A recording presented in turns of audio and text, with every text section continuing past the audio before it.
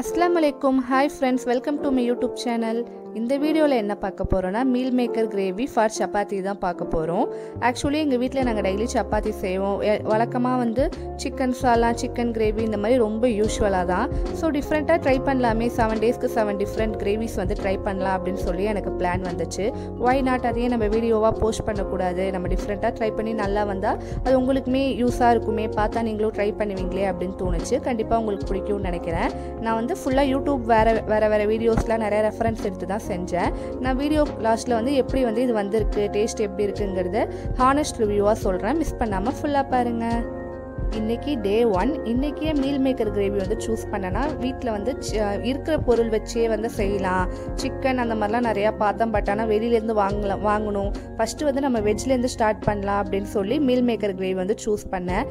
Meal maker வந்து ரொம்ப கம்மி ரேட்டில் பேசிக்கலி எல்லார் வீட்லேயும் மோஸ்ட்லி இருக்கும்னு நினைக்கிறேன். அதை வச்சு வந்து சப்பாத்திக்கு வந்து சூப்பரான கிரேவி எப்படி செய்யலாங்கிறத பார்க்கலாம். ஃபஸ்ட்டு மீல் மேக்கர் கிரேவி செய்கிறதுக்கு வந்து 4 மீடியம் சைஸ் ஆனியன், அதுக்கப்புறமா வந்து 3 மீடியம் சைஸ் டொமேட்டோ ரெண்டுத்தையும் வந்து குட்டி குட்டி பொடிசாக கட் பண்ணி எடுத்துக்கிட்டேன். அப்போ தான் வந்து சீக்கிரமாக வதங்கும், நல்லா மெல்ட் ஆகும் அப்படிங்கிறதுக்காக. ஃபஸ்ட்டு கேஸ் ஆன் பண்ணி கடாய் வச்சு 2 கிளாஸ் ஆஃப் வாட்டர், கொஞ்சம் பெரிய கிளாஸ் தான், வாட்டர் எடுத்து அதை நல்லா கொதிக்க வைக்கணும். ஏன்னா வந்து மீல் மேக்கர் வந்து ஃபஸ்ட்டு நம்ம வேக வச்சுக்கணும் ஹாட் வாட்டரில் போட்டு, அதனால தான் வந்து ஃபஸ்ட்டு கொதிக்க விடணும். தண்ணி நல்லா கொதித்தோடனே அதில் வந்து நம்ம மீல் மேக்கர் ஆட் பண்ணிக்கலாம். இன்றைக்கி வந்து நான் எங்கள் வீட்டில் வந்து கொஞ்சம் பெருசாக இருக்கும்ல சைஸ், அந்த மீல் மேக்கர் தான் இருந்துச்சு. இன்னும் குட்டி குட்டியாக இருக்கிற அந்த சைஸ் மீல் மேக்கர் யூஸ் பண்ணால் இன்னும் சூப்பராகவே இருக்கும்னு நினைக்கிறேன். அது வந்து நான் வந்து 2 கப் அளவுக்கு வந்து எடுத்து ஆட் பண்ணியிருக்கேன். இந்த வந்து மீல் மேக்கர் வந்து ரொம்ப வேக வச்சா வந்து அப்படியே கரைஞ்சிரும். அதனால் வந்து ஒரு 2 மினிட்ஸ்க்கு மேலே வந்து வேக வைக்காதீங்க. நம்ம வந்து தொட்டு பார்த்தாலே தெரியும், ஒரு மாதிரி ஸ்பாஞ்சியாக இருக்கும். அந்த மாதிரி கன்சிஸ்டன்சியில் வந்து கேஸ் ஆஃப் பண்ணிடலாம். கேஸ் ஆஃப் பண்ணோடனே மீல் மேக்கரை வந்து தனியாக வந்து ஒரு வடிகட்டியில் வந்து ஹாட் வாட்டர்லேருந்து வடிகட்டி தனியாக எடுத்துடணும். ரொம்ப நேரம் வந்து ஹாட் வாட்டர்லேயே ஊற வைக்கக்கூடாது. நெக்ஸ்ட்டு கோல்ட் வாட்டர் வச்சு அந்த மீல் மேக்கரை வந்து ஒரு டைம் நல்லா வாஷ் பண்ணி எடுத்துக்கணும். நெக்ஸ்ட்டு கை பொறுக்கிற அளவுக்கு சூடு வந்த பிறகு வந்து மீல் மேக்கரை நம்ம கையாலே வந்து தண்ணி புழிஞ்சு வந்து தனியாக வச்சிடணும். ஏன்னா தண்ணியோடவே இருக்கக்கூடாது, கையில் நல்லா புழிஞ்சாலே வந்து வாட்டர் நிறையா வரும். அந்த மாதிரி வர அளவுக்கு வந்து புழிஞ்சு எடுத்து வச்சிடணும். நெக்ஸ்ட்டு மீல் மேக்கரில் ஆயிலில் ஸ்பைஸ்லாம் போட்டு கொஞ்சம் வந்து அதுக்குள்ளே ஸ்பைசஸ்லாம் போகிற அளவுக்கு வந்து மேரினேட் பண்ணி எடுக்கணும். அதனால வந்து ஒரு கடாயில் வந்து தேவையான அளவுக்கு வந்து எண்ணெய் ஊற்றி அதில் வந்து ஒரு 1/2 டேபிள் ஸ்பூன் அளவுக்கு டர்மரிக் பவுடர், அதுக்கப்புறமா 2 டேபிள் ஸ்பூன் அளவுக்கு சில்லி பவுடர், அதுக்கப்புறமா வந்து தேவையான அளவுக்கு சால்ட் எல்லாத்தையும் போட்டு அதை வந்து உடனே மீல் மேக்கர் வந்து புழிஞ்சு வச்சுருக்கோம்ல அதையுமே எடுத்து போட்டு லோ ஃப்ளேமில் போட்டு ஒரு 2 மினிட்ஸ் வந்து ரோஸ்ட் பண்ணணும். ரொம்ப அதிகமாக நேரம் ரோஸ்ட் பண்ணால் வந்து மீல் மேக்கர் வந்து லைட்டாக அந்த கடாயிலே ஒட்ட ஆரம்பிச்சு. அதனால வந்து 2 மினிட்ஸ்லேயே வந்து நல்லா வந்து மீல் மேக்கர் ஃபுல்லாக மசாலா வந்து ஏறுற வரைக்கும் வந்து ஃபுல்லாக வந்து வதக்கி எடுத்துக்கணும். மீல் மேக்கரில் நம்ம போட்ட ஸ்பைசஸ்லாம் நல்லா வந்து ஏறினோடனே அதை வந்து ஆஃப் பண்ணி தனியாக வச்சிடலாம்.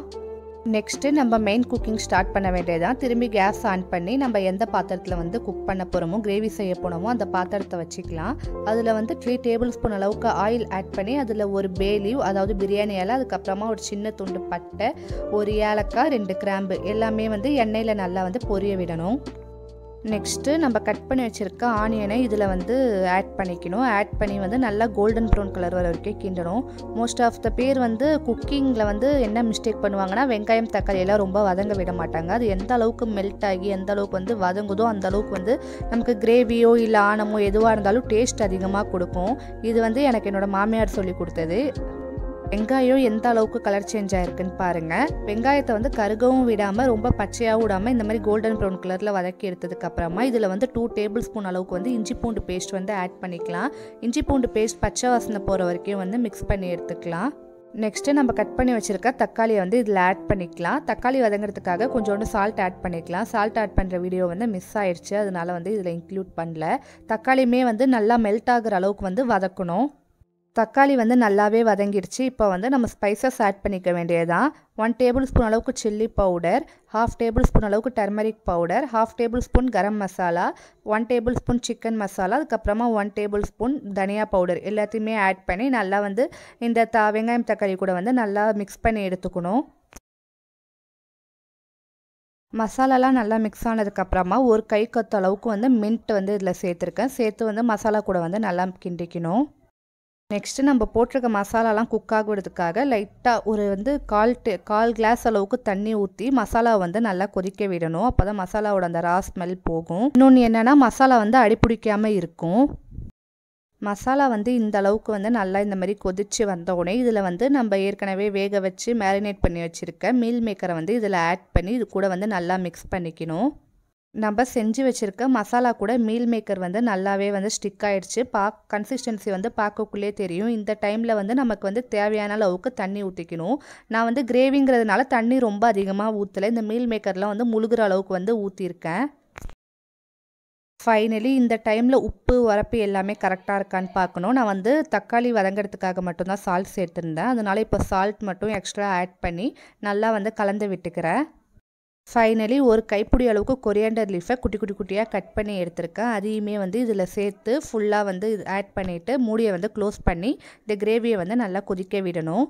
கிரேவி வந்து நல்லா கொதித்து கொஞ்சம் திக் கன்சிஸ்டன்சி வந்தோடனே வந்து ஸ்லிம்மில் வச்சு அப்படியே ஒரு 5 மினிட்ஸ் வந்து நல்லா விட்டோன்னா வந்து மீல் மேக்கர் கிரேவி வந்து இந்த மாதிரி வந்து சூப்பராக ரெடி ஆகிடும்.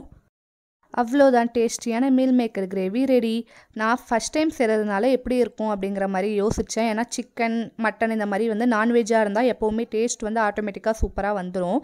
இது வந்து சிக்கன் கிரேவிக்கு டஃப் கொடுக்குற அளவுக்கு வந்து அவ்வளோ டேஸ்ட்டாக இருந்துச்சு. எங்கள் வீட்லேயுமே எல்லோரும் சூப்பராக இருக்குது அப்படிங்கிற மாதிரி ரொம்ப வந்து பாராட்டி சொல்லியிருந்தாங்க. சப்பாத்தி கூட வந்து தொட்டு சாப்பிடும்போது ரொம்ப டெம்டிங்காக சூப்பராக இருந்துச்சு. என்னோடய சஜஷன் என்னென்னா வந்து நான் இன்றைக்கி பெரிய மீல் மேக்கர் வந்து யூஸ் பண்ணியிருக்கேன். இன்னும் குட்டியாக உள்ள அந்த சைஸில் உள்ள மீல் மேக்கரில் செஞ்சால் இன்னும் டேஸ்ட்டாகவே இருக்கும். இன்னும் மசாலா வந்து நல்லா உள்ளே இறங்கி இன்னும் டேஸ்ட்டாக இருக்குங்கிற மாதிரி வந்து எனக்கு தோணுச்சு. கண்டிப்பாக சப்பாத்தி கூட இந்த மீல் மேக்கர் கிரேவி வந்து மஸ்ட் ட்ரைன்னு சொல்லுவேன். எல்லோரும் உங்கள் வீட்டில் ட்ரை பண்ணி பார்த்து டேஸ்ட் எப்படி இருந்துச்சுங்கிறத கமெண்ட்டில் சொல்லுங்கள். நம்ம சேனலில் நிறைய பேர் சப்ஸ்கிரைப் பண்ணாமல் பார்த்துட்டு இருக்கீங்க. சப்ஸ்கிரைப் பண்ணால் இன்னும் நம்ம சேனல் நல்லா ரீச் ஆகும். நான் இந்த வீடியோவுக்கு லைக் போட்டு உங்களால் முடிஞ்ச அளவுக்கு ஷேர் பண்ணுங்கள். இந்த மாதிரி இன்னொரு வீடியோவில் பார்க்கலாம். அஸ்ஸலாமு அலைக்கும்.